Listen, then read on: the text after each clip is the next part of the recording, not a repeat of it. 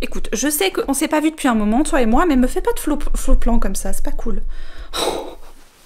En gros, ma caméra s'est allumée, s'est réteinte direct, tu sais, genre waouh. Meuf, ça fait 15 jours que tu m'as pas utilisé presque, qu'est-ce qui se passe? Je vous retrouve donc pour cette nouvelle tranche de vie. J'espère que vous allez bien. J'espère que votre mois de mars a bien débuté. Nous sommes déjà le mardi 11. Ouais. Le temps file, ma bonne dame, le temps file. Oh là là. Pour ce qui est de mes lectures, il faut qu'on fasse un petit point parce que j'ai enfin commencé mes lectures du printemps. Alors je vais vous avouer une chose, je suis très déçue pour la toute première que j'ai malheureusement abandonnée, mais je vais vous en parler rapidement maintenant. D'ailleurs je vais en profiter, je vais enlever le marque-page. Voilà. J'avais vraiment à cœur de plonger dans cette histoire qui est vraiment différente de ce qu'on lit habituellement. L'autrice va nous embarquer dans son univers. Vraiment un truc très original, du jamais vu, quelque chose de vraiment qui sort de l'ordinaire. On peut pas vraiment dire ça autrement. Et je crois que c'était tellement, enfin ça l'est, hein, je dis pas que ça se voulait, je vois bien que ça l'est, tellement original, si... Quoi? T'es pas d'accord? Je pense en effet, pour vous la faire courte, que c'était presque trop original pour moi. Pourquoi? Parce qu'on est dans un univers qui se passe dans un texte, donc c'est comme si nos personnages vivaient à l'intérieur du livre. Et un beau jour, Prospérine, notre héroïne, va trouver dans sa boutique le corps d'un homme de sa ville. Et là commence toute une intrigue avec le texte qui finit par péricliter parce que l'autrice du livre, en tout cas du manuscrit dans lequel ils vivent, n'a tout simplement jamais terminé son histoire. Ce qui fait que, au bout d'un moment, le livre n'est plus viable, on ne peut plus vivre à l'intérieur. Elle va donc partir à la capitale et il y a vraiment énormément de jeux de mots et de jeux de texte finalement sur cette intrigue très littéraire, mais vraiment au sens propre du terme.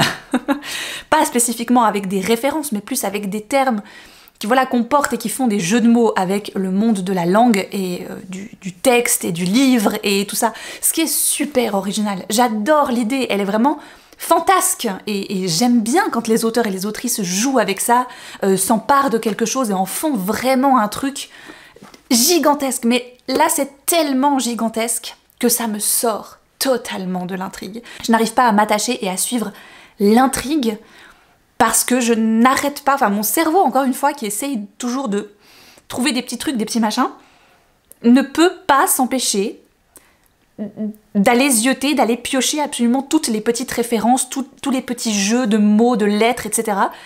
Ce qui fait que je passe pas un super moment de lecture parce que je suis trop dans chercher l'originalité qui est là, hein, qui est devant mes yeux. Deuxième bémol, je dirais, et ça vraiment c'est une chose qui je pense aurait pu être évitée parce que pour moi il y avait des scènes qu'on pouvait agrémenter de petites illustrations sans que ça fasse trop, mais là je vais essayer de vous trouver un exemple d'illustration que vraiment je trouve enfin c'est pas très joli quoi, je sais pas trop comment vous dire, j'ai l'impression que ce côté très PowerPoint presque, ou un peu Word, me sort de ma lecture parce que pour moi ça ne colle pas avec l'univers qui est censé être très pétillant, très fantastique finalement, et là on a ces images qui déjà, ne collent pas du tout à la beauté de cette couverture qui est vraiment très originale, qui est très représentative pour moi de l'histoire et de nos personnages, et là on tombe sur quelque chose de très lisse. Alors pour certaines choses, il y a une sorte de traitement de texte un petit peu spécial, une mise en page particulière, et c'est normal, ça veut jouer avec justement ces jeux de lettres, si on veut bien, et ça je trouve que c'est parfaitement représenté. Les illustrations un peu enfantines, je vois pas trop la plus-value à l'intérieur du texte. Donc écoutez, c'est un tant pis pour celui-ci, vraiment je ne le reprenais pas avec plaisir. Je le continuais pour le continuer, et je n'y allais pas avec envie. Autant je peux des fois avoir cette hargne un petit peu de vouloir continuer une histoire comme j'ai pu le faire avec le Jérôme Loubry cet hiver parce que j'avais envie de comprendre, parce que je m'énervais sur ce texte presque, parce que voilà, je voulais savoir. Autant il y a des livres qui me laissent presque indifférente au bout d'un moment tellement leur intrigue ne me... Et c'est dommage parce que je sais que beaucoup de personnes l'ont énormément apprécié. J'ai eu des retours sous ma pioche de lecture de gens qui ont lu ce livre et qui ont dit « Oh, mais j'aimerais pouvoir le relire comme si c'était la première fois tellement j'ai aimé ». Donc, tu vois, vraiment, j'ai plongé dedans avec enthousiasme, quoi. Et bon, Peut-être un peu trop, je me dis. Ensuite, je me suis donc dirigée toujours vers une petite relique. Maintenant, c'est rigolo parce que les reliques de Mappal ne sont plus si reliques que ça. Elles ont peut-être 1 an ou 2 grand max, tu vois. Donc, je suis super fière de moi. je tiens bon. J'ai commencé Duchesse de Chris Whittaker. Donc, Whittaker. J'ai lu déjà 360 pages sur les 550, je crois. J'avance donc très bien. J'ai commencé ça ce week-end. Et vraiment, pas comme si de rien n'était parce que y a des petites choses qui me dérangent un peu, oui. Surtout après en avoir un peu parlé avec ma mère, je vois ce qu'elle veut dire. Parce qu'on va rencontrer une jeune fille qui a 13 ans, Duchesse, qui a vraiment pas une enfance géniale. Elle a dû grandir beaucoup trop vite pour son âge parce que sa mère a plein de problèmes avec notamment l'alcool, avec les hommes, ce qui fait que souvent elle rentre dans des états un peu pitoyables. À côté de ça, elle a son petit frère, Robin, Duchesse, qu'elle doit un peu protéger. Elle veut, tu vois, créer ce lien un peu de protectrice autour de son frère, garder son innocence en vie le plus longtemps possible et donc lui cacher quand même pas mal de choses. Arrive un jour où un homme va sortir de prison, qui a eu vraiment une grande part de responsabilité dans la déchéance de la mère de Duchesse par le passé. Donc cet homme sort après 30 ans de prison, enfin, et forcément il vient se réinstaller pas très loin de chez eux, parce que c'est là qu'il a toujours vécu, et que après 30 ans, je vois pas trop où il pourrait aller. Donc elle le surveille, elle est pas super contente de cette situation, jusqu'à un gros twist, où la vie de Duchesse va complètement changer. Donc tu sens qu'on est dans ces polars un peu nord-américains, tu sais, où la vie est dure, on est dans ces petites bourgades. Souvent tu imagines ces villes un peu laissées à l'abandon, mais que les gens n'arrivent pas à quitter. Et oui, il y a un petit côté très Tess Sharp, qui est une autrice que j'aime beaucoup, et qui sait très bien aller titiller le lecteur avec ça, avec ce genre d'univers-là, très sombre. C'est souvent... Il n'y a pas beaucoup d'espoir, on va dire, dans ces vies-là et dans ces destins de personnages. Donc clairement, si vous voulez une histoire sympathique, pleine d'espoir et de joie de vivre, passez votre chemin, parce que Duchesse, c'est pas du tout ça. Au contraire, c'est littéralement l'inverse. Mais j'ai tellement aimé Mon territoire de Tess Sharp que de temps en temps j'essaye de retrouver des titres un petit peu similaires, et Duchesse m'y a fait radicalement penser. J'en parle à ma mère qui me dit se souvenir l'avoir lu, en tout cas un bout, je sais plus si elle a été au bout maintenant ou pas, mais elle me dit qu'elle trouvait que le personnage de Duchesse était vraiment très spécial. Et c'est vrai qu'après en avoir parlé avec elle, où elle trouvait que pour une enfant de 13 ans, ça jouait pas, ça collait pas, elle parle trop comme une adulte. Et moi j'essayais de défendre le personnage en disant mais c'est normal, t'as vu tout ce qu'elle a vécu, c'est dur, elle a pas le choix, elle a grandi trop vite, etc.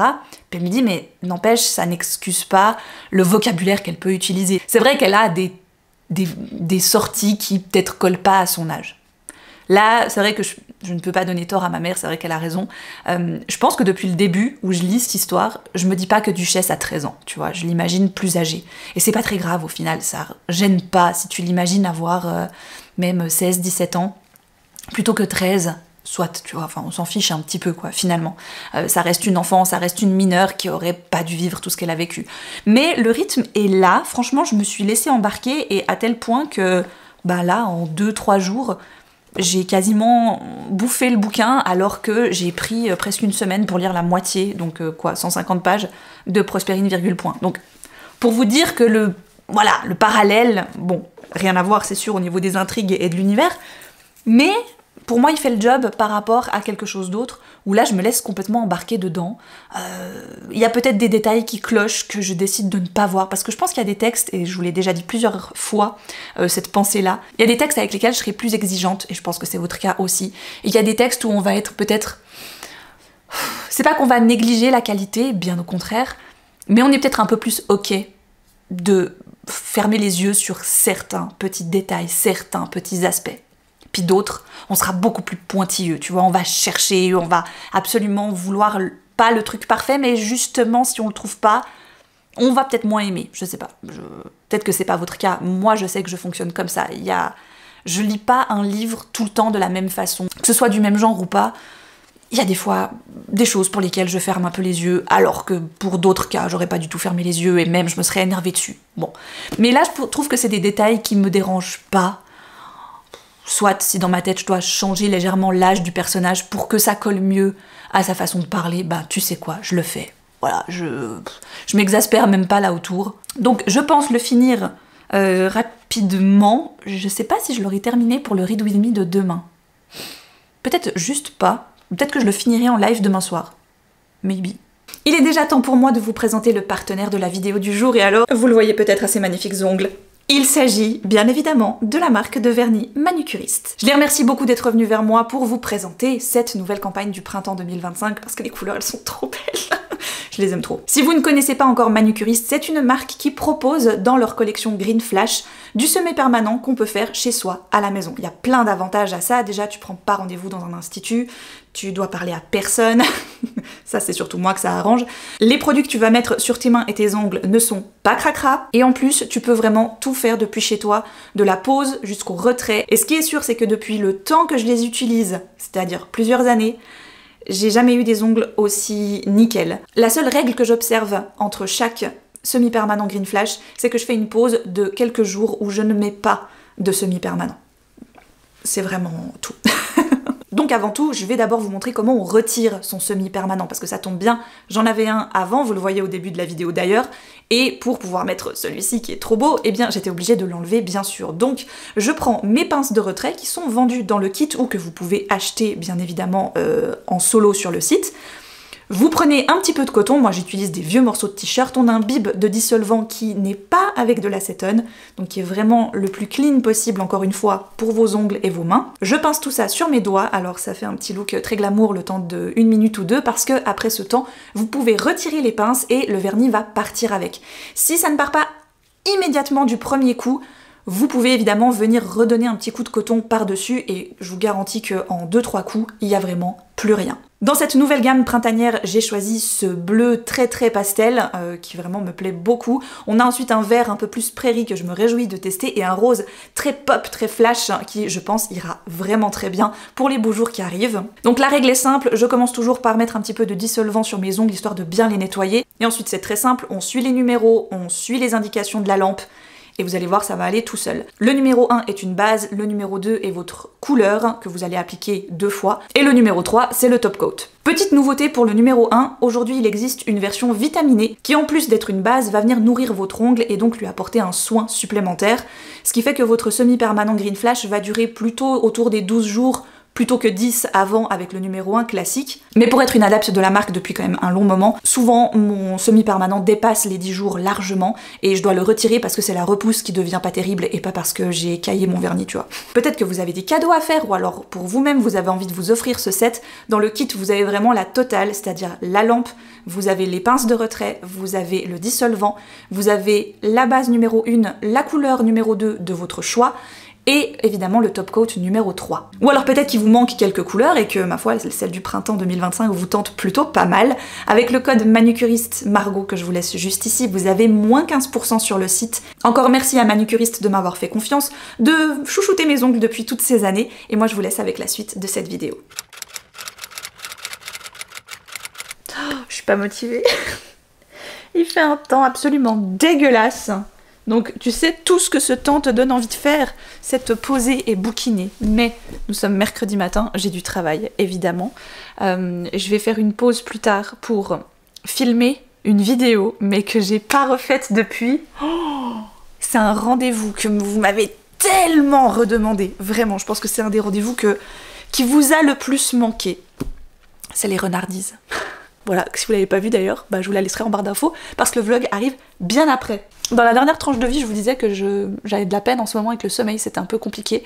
Je me réveillais trop tôt, j'ai aucun problème à m'endormir comme toujours, mais que je me réveillais avant mon réveil et que ça commençait à me peser un peu parce que je sentais que bah, j'avais pas eu le nombre d'heures qu'il fallait. Bon, ça va mieux. Je pense que la mise en vente du Iker n'y est pas pour rien. Je me dis que maintenant que c'est fait, tu vois, le 4 mars, c'est derrière nous, ça c'est plié, tout le monde l'a eu, on a eu aucun couac. Vraiment, je suis trop heureuse parce que on apprend de ses erreurs, comme on dit à chaque fois. Là c'est bon, on a tout géré, tout le monde l'a eu en temps et en heure. Voilà, semaine prochaine c'est le salon du livre de Genève, où je ne vais pas, hein, bien évidemment. Je ne suis pas une grande fan de salon, bien qu'on ait l'occasion d'y aller, que notre chef nous a dit que voilà, c'était totalement possible de nous aménager du temps et des horaires pour pouvoir y aller. moi je serais très bien ici, voilà, c'est pas une effervescence, tu vois, en plus j'ai vécu Montreuil en fin d'année dernière, ben c'est le fait d'être allée à Montreuil, je me dis pas, oh waouh, c'est vrai que ça fait toutes ces années où j'ai loupé ça, non, je me dis en fait, je sais pourquoi j'y vais plus, voilà, c'était plutôt pour ça, mais près de 9-10 ans, je peux comprendre que j'ai eu envie de retester, tu vois, un petit peu.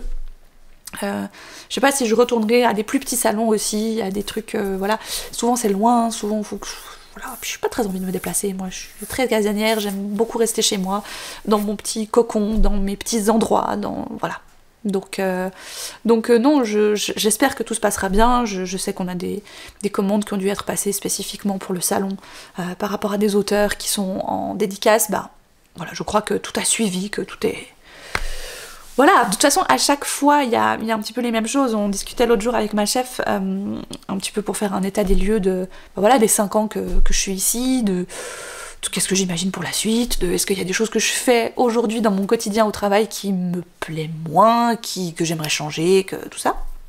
Petit entretien, quoi, finalement. Et je me rends compte, en fait, j'ai vraiment cette chance, et je lui disais ça, alors que je le disais déjà, je crois, dans des précédentes vidéos sur mon travail en librairie et ma vie professionnelle. On a la chance de bosser, quand même, je trouve, dans un univers, le monde du livre, qui, certes, est très saisonnier. Chaque année, t'as les mêmes choses, t'as la rentrée littéraire, il y a Noël, il y a Pâques, il y a les OP poche été, il y a toujours un peu les mêmes choses, c'est très cyclique. Mais... comme les titres qui sont concernés sont toujours différents, il y a toujours un peu une surprise dans ton année, voire plusieurs, il y a toujours des choses qui vont un peu plus apporter de souffle à une année littéraire, du coup tu t'ennuies jamais. Tu vois ce que je veux dire? T'as toujours un truc où tu te dis mais il y a ça, puis il y a ça. Certes, il y a tous les autres trucs, tu vois, qui reviennent encore à chaque fois, encore et encore. Et je pense que c'est pour ça que je m'ennuie jamais dans le métier que je fais, que je m'ennuie jamais au poste que j'occupe actuellement, qui pourrait paraître un petit peu ennuyeux pour certains, je pense. Mais moi, je sais que je fais jamais la même chose, tu vois. On me demande tout le temps des autres trucs, des idées, des machins, donc c'est hyper stimulant, tout en n'étant pas trop contraignant. Et quand tu baignes dedans depuis, bah maintenant, ça va faire bientôt, pas encore tout à fait, mais... presque, à 2 ans près, quand ça fait bientôt 20 ans que tu t'es dans le milieu, bah tu sais, il y a des trucs, c'est automatique. Je veux dire, ça coule de source. Ça fait 20 ans que tu es dans ce milieu, donc je veux dire, il y a des choses, t'as plus besoin de les apprendre, t'as plus besoin d'avoir l'idée, t'as plus besoin de... ça vient tout seul, tu sais. Donc tu respires monde du livre, tu vois. Voilà, bah écoutez, voilà, rien de hyper passionnant non plus. On a un petit week-end plutôt très cool qui s'annonce avec Vincent. On va profiter, on a reçu des bons cadeaux et on va les utiliser pour aller passer une nuit dans un château. J'ai super hâte. J'avais repéré ce château, qui est pas très loin de chez nous d'ailleurs, depuis un petit moment. Et on avait ces bons cadeaux qu'on peut utiliser dans différents hôtels. Ça s'appelle les Swiss Historic Hotels. Donc c'est vraiment c'est pas une chaîne parce que les hôtels existent en tant que tels seuls, mais disons que ces bons cadeaux permettent de découvrir des hôtels historiques, des hôtels un peu particuliers. On n'est fait pas comme là, tu vois, dans un château, voilà, bêtement.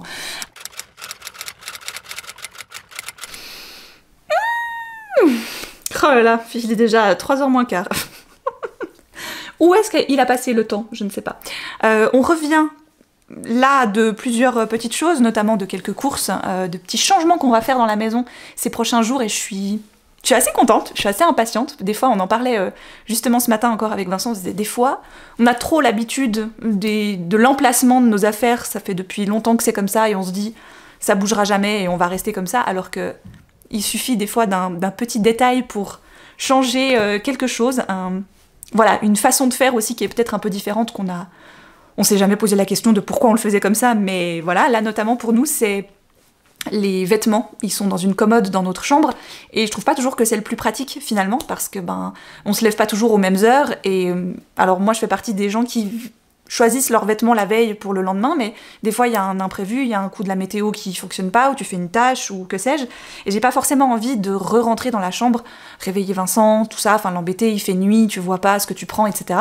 Et on s'est dit, mais pourquoi on met les habits dans la chambre? Est-ce qu'on pourrait pas mettre la commode ailleurs? Et donc on a commencé à réfléchir, à faire un peu des plans, etc. Ça fait juste du bien, tu sais, de te dire, un petit peu des petits changements comme ça, qui franchement nous demandent rien parce que c'est juste du échanger des choses qu'on a déjà. Voilà, c'est ça ira là-bas, et au contraire, ça ira là. Voilà, on va peut-être même réussir à gagner de la place. Surtout que là, bah, on revient de notre nuit au château de Salavo, et c'était trop bien. Vraiment, je m'attendais à, bah voilà, le château, forcément, mais c'est tellement joli, c'est tellement bien restauré, réaménagé. La chambre était incroyablement belle, voilà, avec un très bel endroit pour dormir, mais il y avait aussi toute la partie bain et salle de bain qui était... Enfin, moi, j'ai jamais vu une chambre comme ça, quoi, par exemple, tu vois, c'est pas trop dans nos standings habituels, on va dire, parce qu'on peut pas vraiment se permettre ce genre de petite folie. Là, c'était vraiment grâce à des bons cadeaux qu'on a pu se le permettre, donc c'était vraiment une super découverte. Hier soir, on a donc mangé au restaurant de l'hôtel et du château. C'était un menu surprise, carte blanche, donc 5 plats, 5 verres de vin. Heureusement qu'on dormait sur place d'ailleurs, parce qu'ils étaient généreux en termes de verres de vin. Mais c'était super, j'ai adoré le concept du menu surprise. Comme on aime manger beaucoup de choses et on n'est pas vraiment compliqué, c'était vraiment chouette à découvrir, et j'aime beaucoup ce genre d'établissement qui décide de faire confiance et de mettre en avant des producteurs locaux, que ce soit pour le vin, que ce soit pour les produits de leur cuisine. Tout était décrit comme étant voilà, des produits de la région. Et ça, je trouve ça super. Alors nous, on habite la région, on n'est pas très loin, hein, on est à 30-40 minutes du château. On découvre rien de fantastique, mais quoique, on a découvert des choses qu'on n'avait jamais goûtées, ou en tout cas jamais associées ensemble aussi. Je pense notamment, j'ai pris en photo d'ailleurs la bouteille du vin orange, que j'avais jamais eu l'occasion de goûter, du vin orange, et là, il était vraiment super bon. On a eu vraiment un gros coup de cœur sur ce vin, et je pense qu'on va en chercher et fortement acheter quelques bouteilles, j'imagine. Donc ouais, ça faisait du bien, c'était une petite bulle, hein, une petite parenthèse fort agréable. Il y a un détail aussi que j'ai trouvé super chouette dans la chambre, c'est un château, il n'y avait pas de télé, et j'ai trouvé que ça change, parce que dans toutes les chambres d'hôtel où tu vas, il y a une télé. Alors c'est marrant parce qu'on l'allume jamais, en général, enfin pour moi tu vas pas à l'hôtel pour regarder la télé, mais... J'ai trouvé ça bien qu'il n'y ait pas de télévision, tu vois. Ça aurait dénaturé le côté historique des chambres, parce que c'est des chambres restaurées, mais qui sont restées quand même le plus possible aussi un peu dans leur jus, tu vois. Notamment la cage d'escalier pour arriver jusqu'aux chambres. Il fait super froid dedans parce que c'est de la pierre, tout ça. Ils ont aussi les salons communs, ils sont magnifiques avec des cheminées qu'ils ont restaurées en fausses cheminées, mais qui sont absolument superbes. On s'est posé dans l'un des salons encore ce matin, là où on a commencé à parler de changement de penderie, de pourquoi c'est dans la chambre. En fait, si c'était ailleurs, ce serait peut-être plus simple. Voilà. Et non, franchement, c'était une chouette parenthèse. Puis c'était bien aussi parce qu'on a pu parler de l'organisation des vacances, de plein de choses en fait. Je me rends compte qu'on a beaucoup de chance d'avoir, après 13 ans de vie commune, toujours cette relation où on a toujours des choses à se dire, on a toujours des sujets, on commence à partir dans tous les sens, etc. Mais c'est vraiment très chouette, et j'ai adoré ce petit moment. En plus de découvrir un coin de la région qu'on ne connaissait pas, et c'est marrant parce que Salavo, c'est un endroit dont je connaissais le camping au bord du lac de Mora, parce que mes grands-parents avaient leur caravane là-bas, et on passait un peu... avec les petits-enfants, on passait un peu nos étés à la caravane de mes grands-parents. C'était un peu nos vacances d'été, tu vois, c'était là-bas. Matinus après le sporus, c'est l'heure du matcha latteus. Ouais, non. C'était pas nécessaire ça, je crois, non. Ma caméra, elle penche sur ce trépied, faut vraiment que je trouve une solution. Bref. Ma petite baguette en bois, elle s'est toute... Tu vois, normalement elle est censée être légèrement pliée là au bout. Bon, bref. Je sais que c'est très surfait le matcha. Il y a beaucoup de gens qui aiment pas. Alors que c'est genre la boisson la plus à la mode et la plus in possible. Mais moi, sans mentir, j'aime bien. Le matcha tout seul, c'est pas ouf. Alors, j'ajoute du lait concentré dans mon lait, parce que ça apporte ce petit côté un peu sucré que j'aime bien. Mais j'en mets pas trop non plus, faut pas déconner. Je mousse un chouille.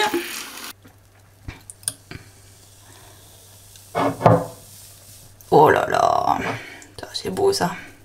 J'ai pris une grande tasse, mais c'est pas grave. Est-ce qu'on n'est pas sur un petit déj un petit peu instagrammable quand même?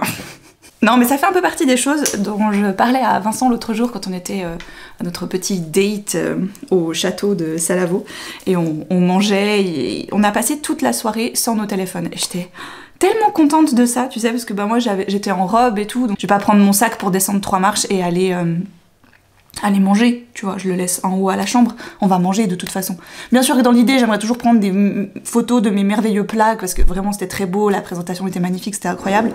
Mais bon, pour en faire quoi, tu vois? Pour les montrer à mes parents, bon, bref. Et donc je vois Vincent qui s'est habillé en plus. Je vous avais parlé que cet ami lui avait offert un costume sur mesure, et là il a mis, voilà, le costume, pas la totale, mais il a mis le gilet avec le pantalon, sa petite chemise. Ah, franchement, il était... Voilà. Et ça fait du bien, des fois, tu vois, de temps en temps, de se faire tout beau pour l'un ou pour l'autre et tout machin. On allait pour sortir de la chambre, descendre manger, et me voyant pas prendre mon téléphone, il s'est dit « Ah bah tu sais quoi, je le prends pas non plus ». Bon, ça dit bah ouais, parce qu'en fait, pourquoi on aurait besoin de nos téléphones pour aller manger? Les seules personnes qui devraient absolument nous contacter pour un truc quelconque, ils savent où on est.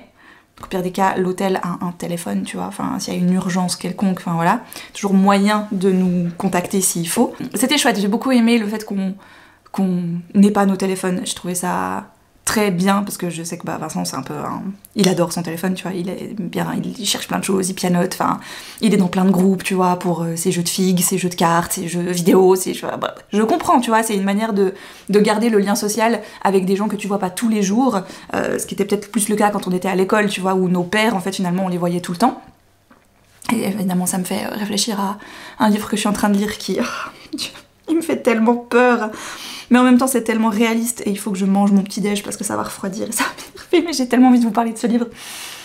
Je vous en parle après. Faut que je mange. Mais enfin bref, là, je lui disais à un moment donné dans la conversation, on a parlé de plein de choses, tu vois, le repas était long. Mais je disais, bah là, dans le quotidien, aujourd'hui tel qu'il est, ce qui m'aide beaucoup à aimer la vie que je vis finalement, qui est très simple, voilà, j'ai un travail, je fais mes petites vidéos, je lis mes livres, je m'extasie devant un bouquet de tulipes que mon chéri m'a ramené, enfin voilà, ce genre de choses là, bah c'est que comme on dit, c'est très à la mode, je sais, sur les réseaux, et puis il y a beaucoup de personnes qui font du contenu, beaucoup de filles, de femmes qui font du contenu là autour, c'est romantiser sa vie.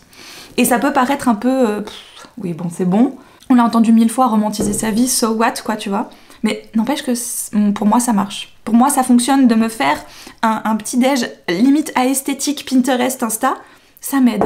Bah voilà, avoir des jolies tulipes que mon chéri m'a ramené hier, ça me fait plaisir. Avoir, je sais pas, cet assortiment de bougies qui va bien sur ma table, avoir ces trucs, ce moment aussi, des fois vous me dites ah ouais mais comment tu fais pour lire autant et tout, c'est une question qui revient régulièrement. Bah je romantise mes moments en fait. Je fais en sorte que le moment où je vais lire, des fois ça marche pas, j'ai pas le temps, mais ces moments où je vais lire, j'en fais un truc, tu vois, j'en fais un cocon, j'en fais un état d'esprit limite, où je me dis oui, je veux le petit thé, je veux la couverture, je veux le chat si possible, qui vient parce qu'il y a la couverture, je veux ma nacelle dehors ou alors mon fauteuil à l'intérieur, et tu vois, j'ai envie vraiment de créer un environnement qui va être propice à ce moment-là pendant peut-être 30 minutes. Peut-être même 15 seulement, peut-être même 10, j'en sais rien, juste le temps que je boive ma tasse de thé. Mais au moins je l'aurais eu, tu vois. Et ça, vraiment, ça me crée une sorte d'apaisement. Je vais manger mon petit-déj cette fois, vraiment. Bon, j'adore quand la moi du montage s'auto-rappelle que elle avait dit qu'elle montrerait un truc, donc il faut pas que la moi de maintenant oublie de le montrer. Voilà. Donc je vous disais, on a fait des changements d'organisation dans la maison, on en a parlé au château. On en a parlé au château. Je vous montre plus ou moins. Déjà, le coin ici, ça là, sa vitrine, elle était pas là avant. On avait un petit meuble qui était vraiment plus bas, qui était ici, dont on a fait finalement assez peu l'utilité, donc il est parti au garage. Il est plutôt utile à Vincent pour ranger tout ce qui est peinture, etc. Il avait des vieilles bonbonnes dedans. Donc pas vraiment utile ici. Donc la vitrine est venue se mettre là, alors qu'avant elle était ici dans le coin. Donc le bureau à Vincent, tchouk tchouk. Et la vitrine était là dans le coin, la bibliothèque était plus par ici, et là, il y avait ces deux grandes bibliothèques blanches, un peu Ikea, type Kallax, vous savez, avec les carrés, voilà. Donc la bibliothèque a été poussée là dans le coin, ce qui l'arrange finalement plutôt pas mal, parce que ce qu'il doit utiliser, quand il est au bureau, il doit surtout pouvoir y accéder quand il est en train de trier, voilà, toutes ses cartes, etc. Bon, bref, je rentre pas dans les détails. Et donc, nous, ce qu'on a fait, c'est qu'on a mis la commode, voilà, pour les habits qui étaient donc dans notre chambre. Et ça, mine de rien, c'est un petit détail, mais j'aime bien que ce soit un peu, tu vois, un peu libéré là. Ce qui fait que dans la chambre, ça a pas mal changé aussi, vu que les deux Kallax ont été couchés dans la chambre. On les a mises comme ça, et non pas debout comme les étaient jusqu'à présent. Et franchement, j'aime plutôt bien le rendu. Alors, j'ai racheté des nouveaux bacs verts. Vincent avait des oranges, et c'était pas trop mon truc l'orange. Enfin, pas pour la chambre à coucher, quoi, en tout cas. À l'intérieur, il y a plein de choses. Donc, c'était un peu l'idée que je disais à Vincent. Moi, ça m'est égal de voir qu'il y a des boîtes de cartes Magic dans ces bacs. C'est dans des bacs. Donc, si c'est dans des bacs, je ne les vois pas. Voilà, donc que ce soit ici ou au bureau, je m'en fous, finalement. Voilà. Pareil, dans ceux que j'ai rachetés, on a mis tout ce qui était réserve, bonnet, écharpe, tu vois, les trucs que tu n'utilises pas tout le temps. Voilà, je les ai mis là.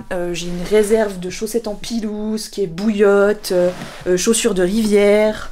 Là, j'ai quoi? Ah, ça, c'est ma cachette secrète pour les trucs de coloriage, etc. d'Alice. Et puis là, j'ai mis quoi Et puis là, j'ai mis des réserves de chaussettes, notamment. Voilà, bref. Donc tout ça a été déménagé. Ce que j'aime bien aussi, c'est que ça nous fait une jolie surface de déco sur le dessus. Et finalement, voilà, c'est un peu tout. Alors, ce qui nous a fait un petit peu faire du changement aussi, c'est que j'ai bougé des choses dans les armoires murales de l'entrée. Ce qui, quand tu brasses, voilà, tu te rends un peu plus compte des choses que tu as, des choses que tu veux plus, donc tu tries, donc t'enlèves, donc finalement les choses que tu déplaces, il y en a de moins en moins et t'as plus de place dans d'autres endroits. Et il y a des choses en fait sur lesquelles je m'étais dit, au bout d'un moment, garder pour garder, alors que ça fait un moment que c'est là et qu'on n'en a pas eu l'utilité, je pense que c'est pas nécessaire, ça veut dire vraiment qu'on n'en a pas besoin. Et bon, bah là ça fait quelques jours qu'on a fait ces changements, moi j'aime plutôt bien, j'avoue que je m'y suis très vite faite d'aller chercher mes affaires au bureau plutôt que dans la chambre à coucher. Donc je pense qu'on est plutôt bien. Donc j'en viens à cette lecture. Enfin, j'ai lu, je vais vous dire, j'ai lu 50 pages sur... Il est gigantesque en plus, je l'avance pas du tout. Parce que je le lis vraiment hyper fractionné. Sur 350 pages environ. Voilà. Il s'agit de Génération anxieuse de Jonathan Haidt. C'est le livre phénomène aux États-Unis. Ça a été publié en français chez la maison d'édition Les Arènes, qui est une excellente maison d'édition.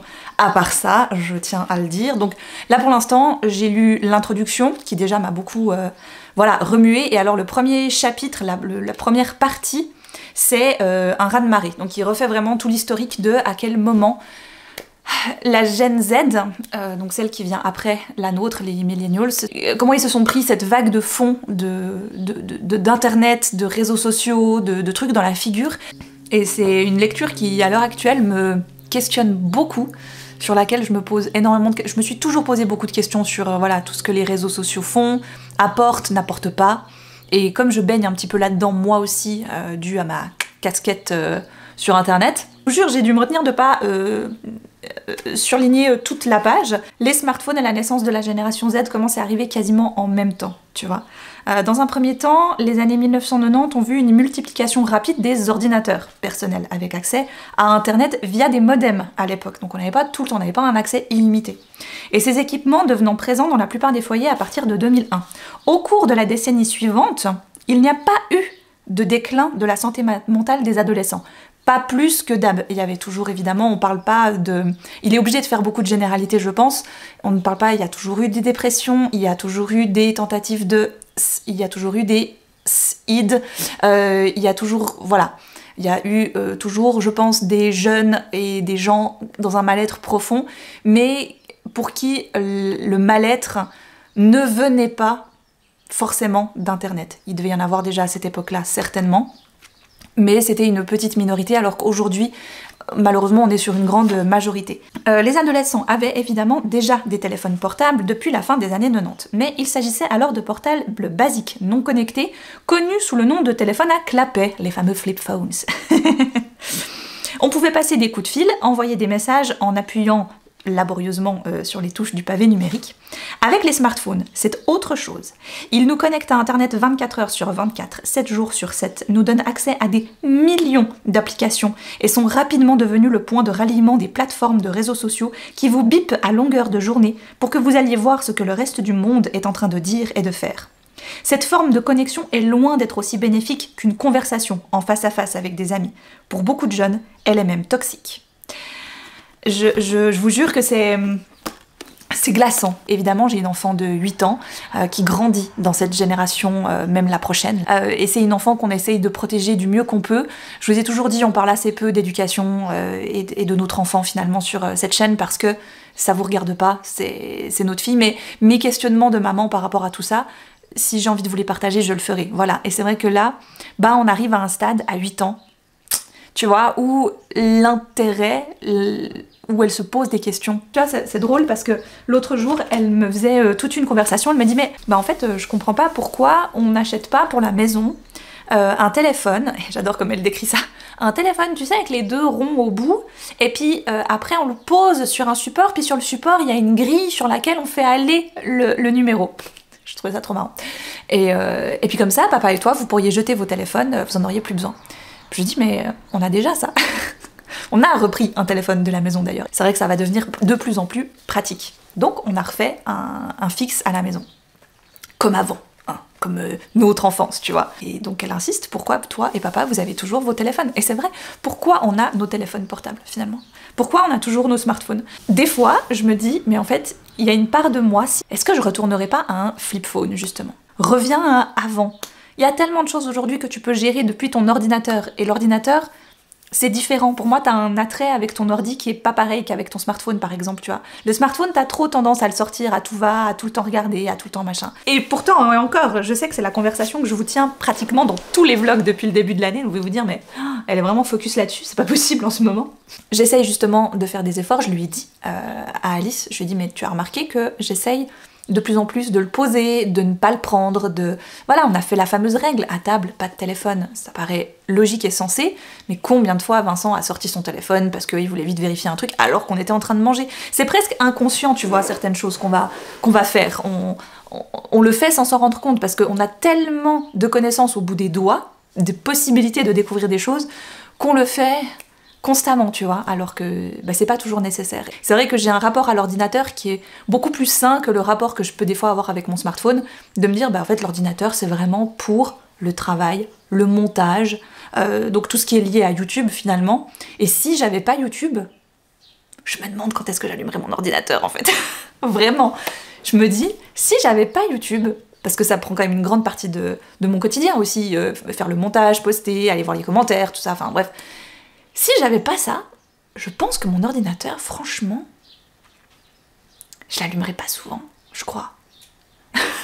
C'est pas un mal, hein, d'ailleurs, quand tu penses, mais je pense que ça me fait avoir une relation plus saine avec mon ordinateur qu'avec mon smartphone, justement. Mais c'est vrai que pour en revenir à la conversation que j'ai avec Alice, je vois que le temps d'écran qu'on lui accorde et la façon dont on gère son temps d'écran est quand même beaucoup plus à se poser des questions, à toujours se dire est-ce qu'on fait les bons choix, est-ce qu'on donne le bon temps, est-ce qu'on donne les bons contenus aussi, est-ce qu'on est... Enfin voilà.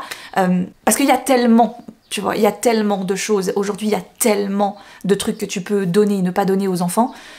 Question que nos parents se posaient absolument pas parce qu'il y avait quoi? Il y avait la télé. Voilà. Et quand il n'y avait plus les dessins animés, et tu éteignais parce qu'il n'y avait plus les dessins animés, voilà. Et puis qu'il n'y avait pas encore le Hit Machine. Mais c'est vrai on se posait, je pense, nos parents se posaient moins cette question, et pourtant, on s'est fait la réflexion avec Vincent que nous, en tant qu'enfants, on a eu beaucoup de temps d'écran, on pense. Parce que c'est vrai que moi, j'étais une lève-tôt. Donc c'est-à-dire que dès 6h du matin jusqu'à 8h30, 9h, je regardais la télé, quand même, les week-ends. Pas quand il y avait l'école, bien sûr, mais quoique, je regardais la télé avant de partir à l'école tous les matins, quasiment. Je prenais mon petit déj devant. C'est le souvenir que j'en garde, en tout cas. Donc je pense que c'était moins contrôlé, mais parce qu'il y avait que ça. Il n'y avait pas, après encore, quand tu vas à l'école, t'es dessus parce que t'as un truc pour regarder quelque chose. Dans ta chambre, t'en as pas. Enfin, moi, j'avais pas de télé dans ma chambre, par exemple, tu vois. J'avais des copains et des copines qui avaient, j'étais un peu jalouse. Mais au final, j'en ai pas eu, et ça a pas changé ma vie, tu vois, de pas en avoir. Et je pense que ça en fait qu'on a eu une relation aux écrans qui était vraiment très différente. Et là où je me dis, aujourd'hui, on a bien réussi notre coup, là où on se jette pas entièrement des fleurs non plus, mais je me dis, quand même, aujourd'hui, il fait grand beau, c'est mercredi après-midi, elle est dehors à jouer avec sa voiture télécommandée, tu vois. Donc, c'est un après-midi classique chez des enfants, pour moi, tu vois. Va jouer dehors, voilà. Et il dit un truc à un moment donné dans l'introduction, d'ailleurs, de ce bouquin, que j'aurais dû souligner parce que je l'ai pas souligné, mais D'ailleurs, pour rappel, oui, alors il le dit dans l'introduction, et je le redis encore une fois, il est obligé de prendre certains cas au sens large, parce que sinon tu t'en sors jamais, et tu traites jamais finalement le sujet. Mais là où je voulais en venir, avec le passage de l'enfance du jeu à l'enfance du smartphone, de nombreux enfants et adolescents, fort contents de rester chez eux pour jouer en ligne, n'ont plus été exposés aux stimulations physiques et sociales nécessaires à tous les jeunes mammifères pour acquérir des compétences basiques, dépasser des peurs infantiles innées et se préparer à moins dépendre de leurs parents. Les interactions virtuelles avec des camarades ne compensent pas entièrement ce manque d'expérience vécue. En outre, ceux dont le temps de jeu et la vie sociale ont été reportés en ligne se sont retrouvés de plus en plus souvent dans des espaces réservés aux majeurs, à consommer des contenus inadaptés à leur âge et à interagir avec des adultes de façon souvent dangereuse. Tandis que les parents s'efforçaient d'éradiquer tout risque et toute marge de liberté dans le monde réel, ils accordaient en général, et la plupart du temps sans en savoir conscience, une indépendance absolue à leur progéniture dans le monde virtuel, en partie parce que la majorité d'entre eux avaient du mal à comprendre ce qui s'y tramait. Alors de là à savoir quelles limites imposer et comment, j'ai beaucoup aimé ce parallèle qui fait, on a tellement voulu protéger les enfants de ce qui se passe dehors. Évidemment, tu vois, on a tous cette crainte, et moi la première, on nous a tellement montré d'images, montré de cas, voilà, d'enfants kidnappés, perdus, etc., etc. Évidemment que t'as peur pour ton enfant, c'est viscéral. Mais là où il veut en venir, et ce que j'aime assez comme parallèle, c'est qu'on a tellement voulu les protéger de ce qui se passe à l'extérieur de nos maisons, qu'en les gardant enfermés dedans, et en croyant finalement qu'ils étaient en sécurité à la maison avec leur tablette, smartphone, bidule chouette, qu'on s'est pas rendu compte qu'en fait, la fenêtre qu'on avait laissée ouverte sur notre maison, elle était gigantesque. Et que finalement, bah peut-être que le danger, il était pas là, physiquement devant nous, mais qu'il était là, tu vois. Et ça vient souvent d'une génération de parents qui n'a pas connu ça, qui a une méconnaissance, parfois des réseaux sociaux, des sites en ligne, des forums, etc. Je pense même moi, mes parents, quand moi j'étais ado, tu vois, j'ai été adolescente dans les années 2000, donc évidemment l'essor des forums, des blogs, etc. j'ai connu, tu vois. Et je pense que ce qui a un peu sauvé notre temps Internet, c'était le fait qu'on n'avait pas Internet illimité, tu vois. Il fallait débrancher le câble du téléphone pour pouvoir mettre voilà, la prise Internet, ça coûtait une blinde, donc t'y passais pas ta journée, tu vois, tu faisais pas 4 heures, quoi. Ce qui fait que ça te protégeait encore un peu, parce que dès que ton père ou ta mère te disait « Stop, il faut tirer la prise, on doit téléphoner, ou on doit pouvoir être joignable », bon bah tu tirais la prise, puis t'étais coupé de tout, tu vois. Et je pense que c'est de loin pas pour dire « Ouais, mais notre génération c'était la meilleure », ok, absolument pas. Vraiment pas. Je pense qu'on a un regard sur la génération qui est celle d'après nous, comme celle d'avant nous a eu un regard sur nous à se dire « Oh mais c'est jeune, quoi, enfin voilà ». Quand toi-même t'es parent, ouais, je pense que c'est le genre de questionnement que tu te poses beaucoup. Voilà, parce que ouais, il y a déjà des copines à Alice qui ont un téléphone, il y a déjà des gens autour de nous qui ont pas le même rapport, on va dire, aux écrans que nous on donne à notre fille, par exemple, tu vois. Donc évidemment que ça crée des questionnements chez ton enfant qui voit comment ça se passe ailleurs. Mais après, ça fait aussi partie de l'éducation, je pense, de leur montrer que les schémas familiales et les règles des maisons varient de famille en famille et de maison en maison, finalement. Et c'est pas parce que tes amis font ceci, ont cela, que toi, tu dois aussi automatiquement les avoir. Pareil pour la lecture, les films qu'on lui montre. Voilà, tu décides d'accompagner ton enfant d'une certaine façon, aussi par rapport à ce que toi tu connais, ce que toi tu crois capable ton enfant de supporter. Enfin bref, c'était ma réflexion du jour, n'est-ce pas? Voilà, autour de ce questionnement qu'est les écrans et les enfants. Encore une fois, je pense que chaque parent essaie de faire au mieux avec les connaissances qu'il a. Mais je pense que c'est notre force de notre génération de parents aujourd'hui, c'est ça, c'est de savoir que on sait, gentiment, enfin pas gentiment, on sait, il y a des trucs néfastes, il y a des trucs qui sont pas bien, tout comme il y a des choses qui sont super, mais faut-il en abuser pour autant? Pas certaine. Petit aparté, au moment où je fais le montage de cette vidéo, il y a une chose que je précise pas à ce moment-là et qui, je pense, au moment où je l'ai dite, me semblait tellement évidente. Je crois qu'une des meilleures choses à faire, évidemment, pour tout sujet, mais les écrans sont concernés aussi, la communication. parler, mettre son enfant en confiance, que s'il voit, entend, subit quelque chose à cause d'un écran, d'internet, des smartphones, il sache qu'il puisse venir se confier à ses parents qui sont ses personnes de référence, dans le meilleur des cas, bien évidemment. Et c'est quelque chose que je précise pas, mais parce que ça me semble couler de source et limpide et cohérent et logique, mais c'est vrai que c'est peut-être pas le cas partout, ni dans tous les foyers, et je pense que savoir leur dire que l'unique et toujours meilleure solution quand il se passe quelque chose, c'est de venir vers nous pour démêler tout ça, que ce soit pour se rassurer, pour trouver une solution, pour apprendre aussi, comprendre, voilà, pourquoi tant de temps, pourquoi pas le droit à un smartphone avant tel âge, pourquoi, etc.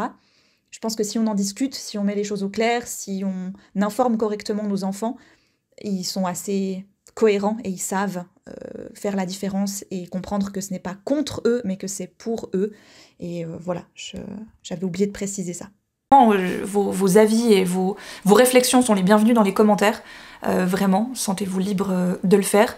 Je suis pas rentrée dans les détails sur quoi, comment, l'écran avec Alice, évidemment, parce que le but c'est pas ça. On a tous, comme je l'ai dit avant, un schéma particulier qui est propre à notre foyer, notre famille, nos enfants. Donc l'idée c'est pas de se critiquer les uns les autres sur nous on attend, on laisse tant, on laisse ceci, on laisse cela, il a ceci, il a cela. C'est juste, voilà, vous en pensez quoi? Là moi j'ai vu par exemple avec ma chef, on a un peu tiqué sur un truc et on a parlé réseaux sociaux, enfants, etc. Elle a été un peu plus grand que ma fille et j'avais complètement loupé l'information, c'est qu'en Suisse on vote 3-4 fois par année pour un peu tout et n'importe quoi, mais pour beaucoup de choses. Et prochainement, on est censé, en tout cas j'espère que ça va arriver assez vite. Normalement, la limite actuelle d'un enfant sur les réseaux sociaux, c'est 13 ans. Ce qui reste pour moi très jeune. Et en Suisse, la limite voudrait être poussée à 16.